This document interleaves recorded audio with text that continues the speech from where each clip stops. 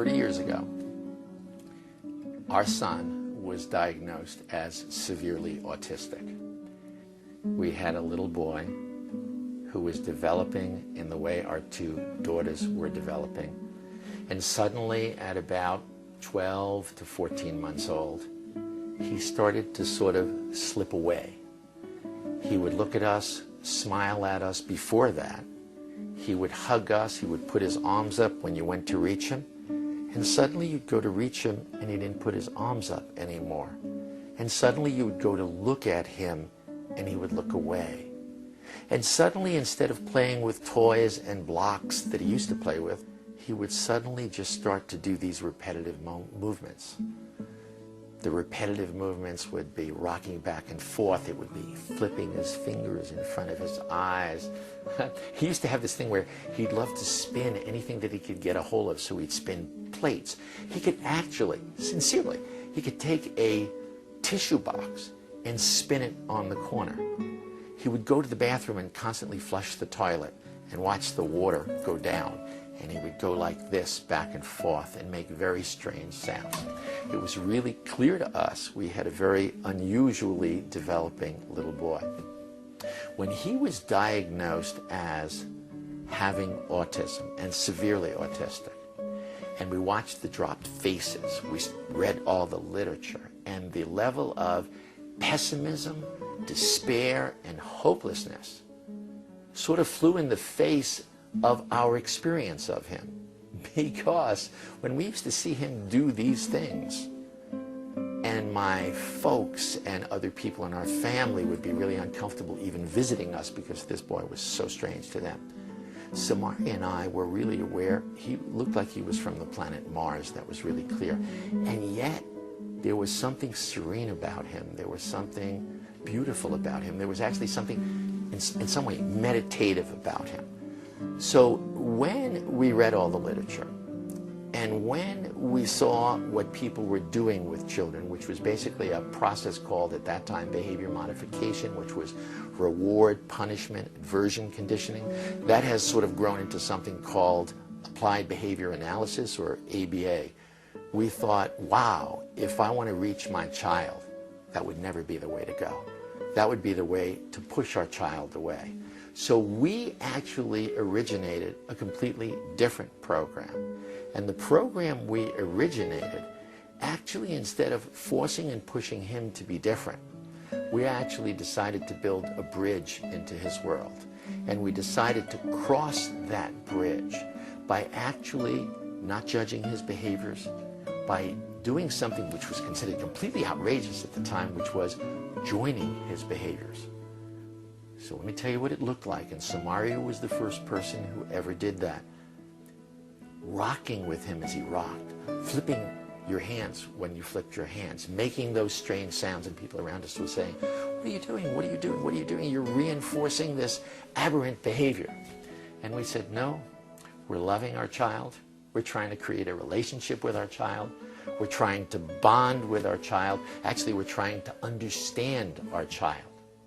So what began with what seemed like a very, very unusual path to help our son ultimately developed into a very specific program, which we now call the Sunrise Program. People will ask us, Bears and I, how did you come up with the specifics of what you chose to do in your program with your son? And in order to answer that question, actually, we have to go back to before Ron was even born. At that time in our lives, Bears and I were learning a very special process of self-exploration. And it involved discovering and changing the beliefs that we had that actually were the kind of underbelly for us, for our fears, for our self-judgments, for our discomforts, and changing those into ones that would support our feeling good about ourselves and good about everything in our life. So by the time Ron was born and then ultimately diagnosed with autism, we were two very different people. And it was only because of that, and only because of the changes that we made in ourselves personally, that honestly we could even embrace or welcome this child into our lives the way we did, with seeing him, seeing his behavior, seeing the challenge as an opportunity for us. We didn't know an opportunity for what until later, but an opportunity nevertheless, certainly not a tragedy in our lives. And we felt that his being in our lives was only going to gift us, and was a gift to us. That's what we decided. We actually decided that, and we decided that we were certainly hopeful about the future. Our attitude of acceptance had to be far more inviting and alluring and appealing to him than disapproval. I mean, we know that ourselves. When we're around somebody who loves us just the way we are, who thinks we're okay the way we are different with that person. We open up to them more. We feel more connected to that person, as versus a person who's judging us and somehow, has a feeling about us that they're not accepting something about us. We are different with that person. It's the same with these children. They pick up on that. So that became very important. And the last thing being, it was so clear to us that this child could not find his way to our world.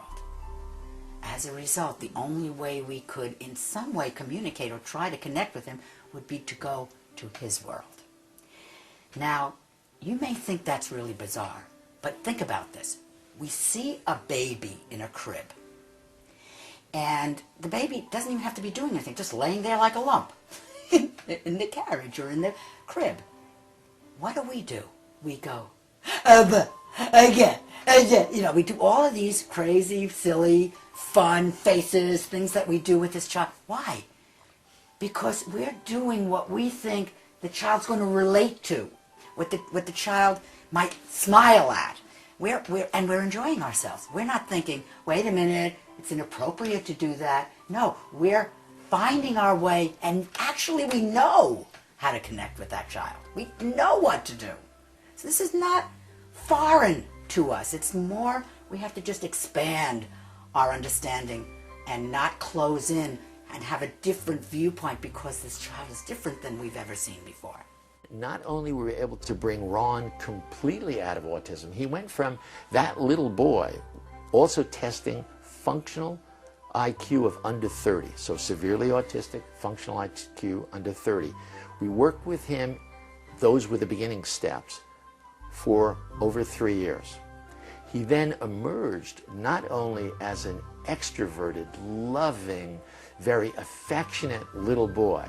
He ultimately became this incredibly politically active, social, involved in debating teams, graduated high honors from high school, then graduated in biomedical ethics degree from an Ivy League university. He went on to run a learning center out on the West Coast, came back to work with us, and now the organization we founded that actually teaches the Sunrise program, the very thing that brought him from that world in which he looked very lost for quite a period of time. That very program is taught at a center that my wife and I founded called the Autism Treatment Center of America. We have this amazing professional staff that works with people from all different countries. I think in the last 5 years we've had people here from 78 different countries, thousands of moms and thousands of dads.